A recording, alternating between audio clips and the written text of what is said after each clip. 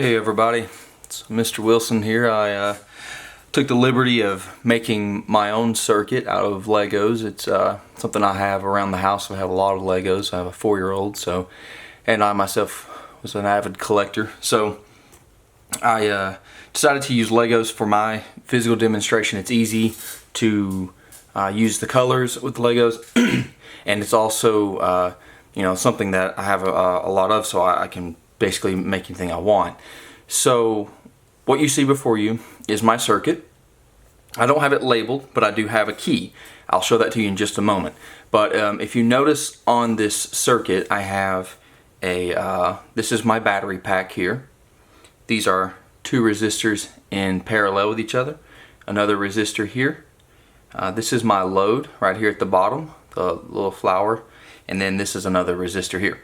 The load is just like an LED light, so I'm gonna give it a value of resistance. I give my other 4 resistors a value, and my my battery pack as well a value, and then we're just gonna simply walk through this and solve this resistor. So what I'm gonna do is I'm gonna slide the sheet up for you guys to see my key. Okay, so what I have here, you'll notice the light is 50 ohms of resistance, and I did a really awesome demonstration of that light there to show you that that's it in the key. I have a battery of 64 volts. Now, I didn't have this color to represent that, so I just left it blank, but that's the only one of that shape on the table, so I figured you wouldn't get confused on that. And then here, I put wire is smooth Legos. If you look back at the chart, or excuse me, at my diagram up here, you'll notice that all the Legos that don't have the little nubs on top for piecing it together are smooth. So those designate my wiring. Let's go back down. So then you look here, I have 4 types of resistors on the right side. I have the white resistor is 50 ohms, the green is 100, the red is 150, and the blue is 300. So looking at that, I'm going to go back up here and I'm going to write that in. So I have 50, I'm going to put that there so we know that. This one's 100. I'm going to bump some of these probably in the process, but I'll fix them. Not a big deal. 150 and 300, and then 64 volts. Yeah, I knew I'd do that. It's okay though. I should have done that beforehand, but I kind of want to walk you guys through this. So we have a 300 ohm resistor, 150 ohm resistor in parallel. So we'll do that in just a few moments. We have a 100 ohm resistor over here, and then we have a 50 ohm resistor here. Oh, and then lastly, of course, we do have the 50 ohm resistor, or excuse me, 50 ohm resistance with the LED light here.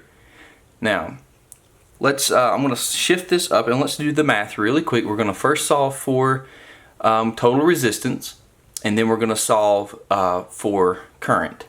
Okay, so let's shift this up really quick. Do a little bit of math here.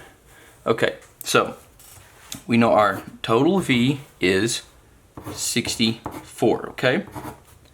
That's our total voltage, all right?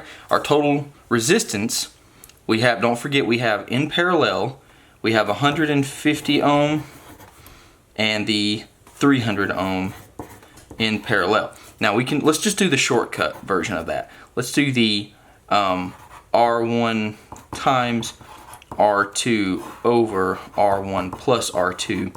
Since we have only 2 in parallel, we can use this shortcut method here. So let's do 150 times 300 over 150 plus 300. Now let me break out the calculator, because I can't remember what I put here. 150 times 300 is 45,000. So 45,000 on top, and then 450 on bottom. Looks like we're going to get a clean number here, and that will give us 100. Okay, so 100 ohms of resistance is how much we get in that top parallel. So right here is 100 ohms of resistance together. Okay, now we're going to remember that. Okay, so I'm going to just put 100. I'm going to draw an arrow pointing there. That's 100 ohms right there, okay? For both of these together, all right? So now all we need to do to get the total resistance of the entire circuit is to simply add that value we just derived, this one here, and this one here. So if we add 100 plus 100, it's 200, plus 50 plus 50, that's 300. So going back down to our sheet that we've been writing on, we have V equals 64, and we have RT, that represents total, equals 300. Make sure you put your ohm symbol there, okay?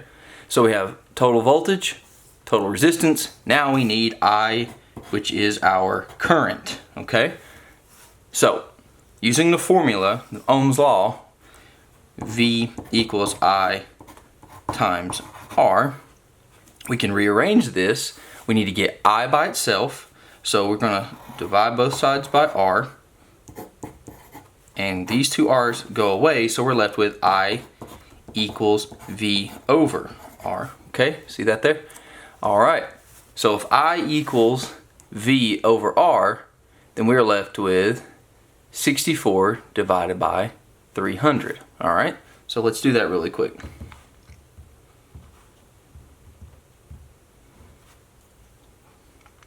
We have 0.213 repeating.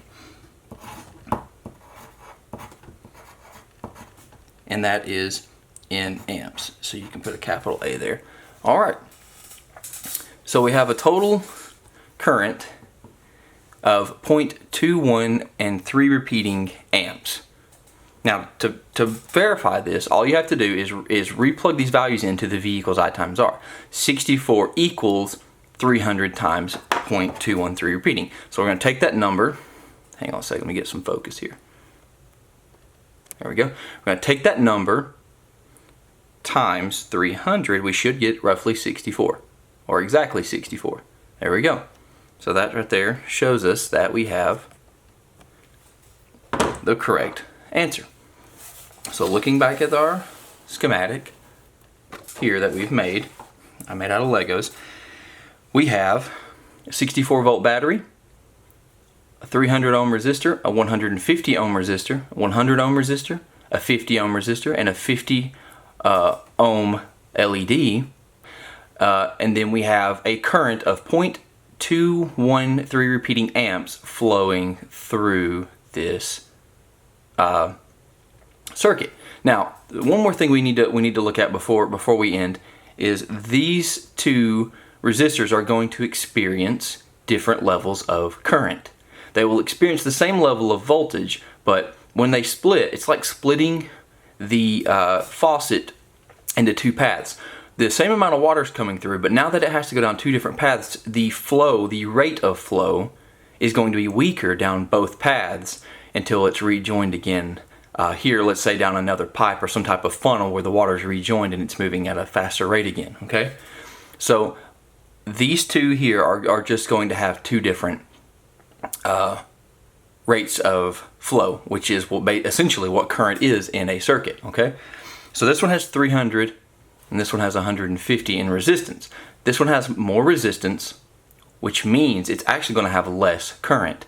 This one has less resistance, means it's going to have more current flowing through it. This one, 300 is exactly twice as much as 150. So this one's going to have twice as much current flowing through as this one, okay?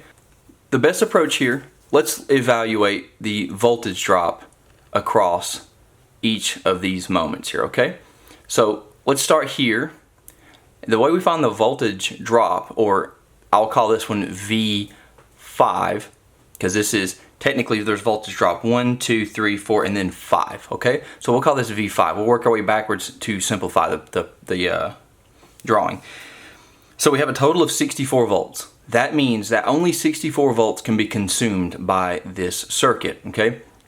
So each resistor, or each form of resistance, because this LED is resisting as well, each form of resistance is actually consuming some of that 64 right there. Okay, so let's see by how much. So what we need to do is we need to look at this resistor. It's 50 ohms of resistance. And we know that, looking earlier, we derived that the current flowing through the circuit is this. So since that's the current, and this is a series path here, this is one path, that the current that is happening at this resistor is that 0.213 repeating, okay? So we just simply solve for V5 equals, so we do, let's move this up. So I'm gonna move it right here. V5 equals I5 times R5. Well, I at that moment is just I because it's in the series. It's not split. It's its full potential. So we just simply plug that in. 2, 1, 3 repeating times, and the resistor was 50. So that V is going to equal 0.21 and a bunch of threes times 50 is 10.6 repeating. That's how much volts are being consumed at that resistor. So we have 10.6 repeating, okay?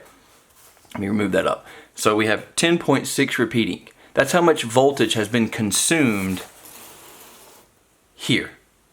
So we scratch that off. So basically we have 64 volts starting with. Now we can say that 10.6 repeating volts has been accounted for. We can move on. Now, this one has the same amount of resistance and also is on a single path as well. So this one has the same amount of voltage consumption as this one. So now we can just say 10.6 repeating, 10.6 repeating. So now we have V4 is automatically, I want to move this up here so I can write that. V4 is also 10.6 repeating volts. Make sure I put a V there, okay? So let's keep looking. So let's move it back down. Now if you notice this one's 100. So since that one's 100, it's twice as much as this. So if this is twice as much resistance, that means it's also going to have twice as much voltage consumed as well, mathematically speaking. So let's look at that really quick. If you were to solve for V3, because technically that is the third resistor. I'll make sure everybody can see that. So V3 equals I3 times R3. I3 is still 0.213 repeating because it's on a series path, it's not splitting, times 100 this time. If you do that, 0.213333 repeating, I want to make sure I'm showing you guys every step that I'm doing here. Make sure I get that in focus. Times 100 now instead of 50, you get 21.3 repeating.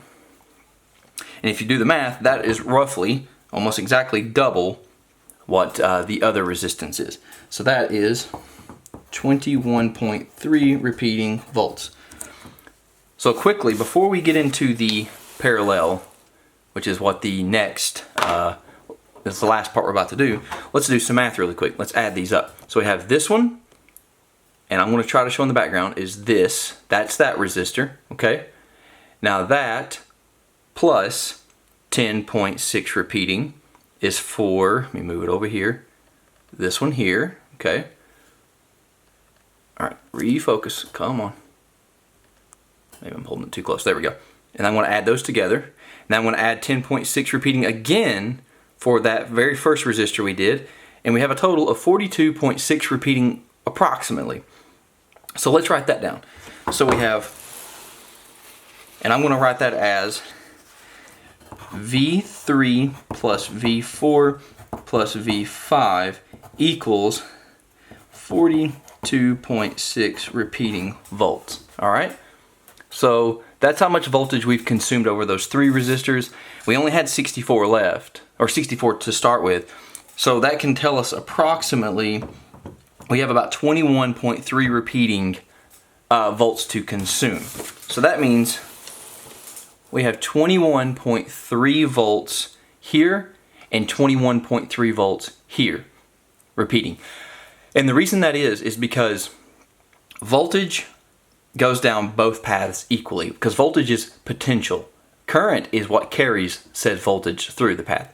But if we enter this at, the voltage is going to go through equally. So we have 21.3 repeating going down this path, and then 21.3 repeating going down that path. So now let's evaluate our current at those moments. So we know our voltage, our V1, if I can get this, it's getting stuck.